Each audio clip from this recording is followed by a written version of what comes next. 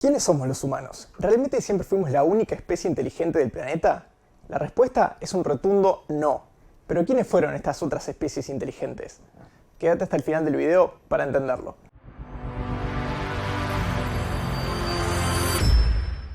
Muchas veces en la escuela nos enseñan la evolución como si fuera una línea, a tal punto que lo primero que se nos viene a la cabeza es algo así.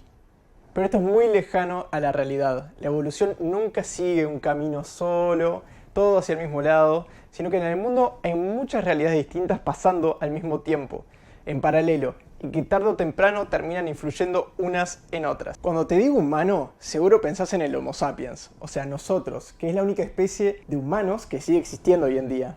Pero hace 15.000 años, o sea, hace no tanto, la historia era muy distinta. ¿Y por qué digo muy distinta?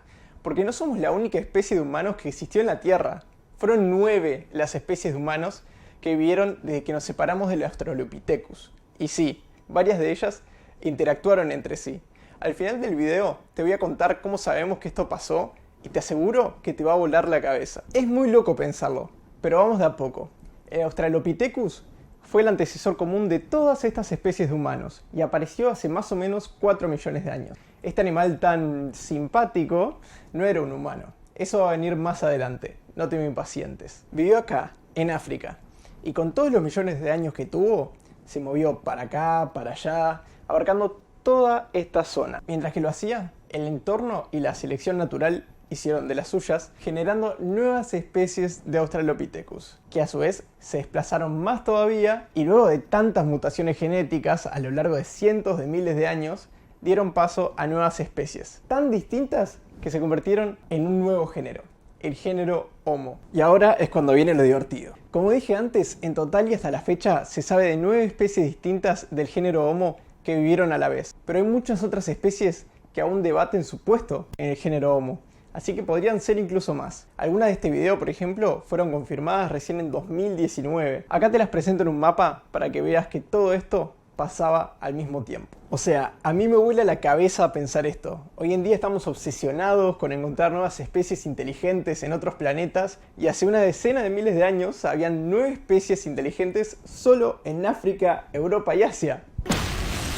Estas especies fueron el Neandertal, el Homo heidelbergensis, el Homo sapiens, o sea nosotros, el Homo naledi, el Homo erectus, los denisovanos, el hombre de la cueva de los ciervos, el Homo luzonensis y el Homo floresiensis. Si te va gustando el video, dale like, suscríbete y prende la campanita que voy a estar haciendo muchos más videos. Te voy a presentar a todas estas especies. Pero antes cabe aclarar que el hecho de decir que una especie haya evolucionado a partir de otra no implica que uno desaparece y el otro aparece en un instante, sino que luego estas nuevas especies que fueron surgiendo van coexistiendo con su versión anterior durante miles de años. Vamos a lo interesante. ¿Quiénes fueron estas especies? El primero en aparecer fue el Homo erectus, que se separó del Australopithecus hace 2 millones de años. Fue el primer humano en salir de África, entrando en Europa y finalmente asentándose en Asia, donde a su vez fue evolucionando con respecto a su entorno, dando lugar a al menos 3 nuevas especies de humanos. En África dio lugar al Homo heidelbergensis, en Asia al hombre de la cueva de los ciervos, el Homo floresiensis, y se cree que también el Homo luzonensis. Finalmente se extinguieron hace alrededor de 100.000 años por causas desconocidas, posiblemente por cambios ambientales e interacción con otras especies humanas. Si nos quedamos en Asia, podemos hablar de uno de los casos más interesantes, que es el Homo floresiensis, que se separó del Homo erectus hace 190.000 años. La característica más peculiar de ellos fue que presentaban enanismo isleño, es decir, como vivían en una isla con recursos limitados, comenzaron a hacerse cada vez más pequeños al paso de miles de años, hasta medir nada más que 1 metro de altura. Terminaron por extinguirse hace 50.000 años, posiblemente por falta de recursos de la isla, pero también es posible que haya sido por competencia con otras especies humanas como el Homo sapiens. Esta isla se encuentra en la actual Indonesia. También en Asia tenemos al Homo luzonensis, que vivió en el actual norte de Filipinas entre hace 67 y 50.000 años. Y si bien también quedó separado en una isla, no presentó enanismo. Luego tenemos en la actual China al hombre de la cueva de los ciervos, que fue un homínido de desaparición muy reciente, hace alrededor de 11.500 años. Y su característica principal fueron sus extremidades inferiores, que parecían adaptadas a la vida en las montañas. La última especie de este continente fueron los denisovanos, que surgieron hace 300.000 años y por estudios genéticos se sabe que tuvo un antecesor común hace 1.000.000 de años con el hombre de Neandertal y el Homo sapiens. Este ancestro común es desconocido, pero se sabe que no fue el Homo erectus. Por sus genes se sabe también que estaban adaptados a vivir en altitudes elevadas. Hay evidencia de que aún vivían hace 50.000 años. Volviendo al continente africano, tenemos al Homo naledi, que vivió en la actual Sudáfrica. No se sabe con certeza quién fue su ancestro más cercano, pero se estima que vivió entre hace 300 y 200.000 años. Y llegamos por fin a nuestro ancestro directo, el Homo heidelbergensis, que se separó del Homo erectus hace 600.000 años y se extendió por una gran parte del continente africano hasta llegar a Europa. En el centro de África, distintas mutaciones genéticas dieron lugar al nacimiento del Homo sapiens y en Europa al Neandertal.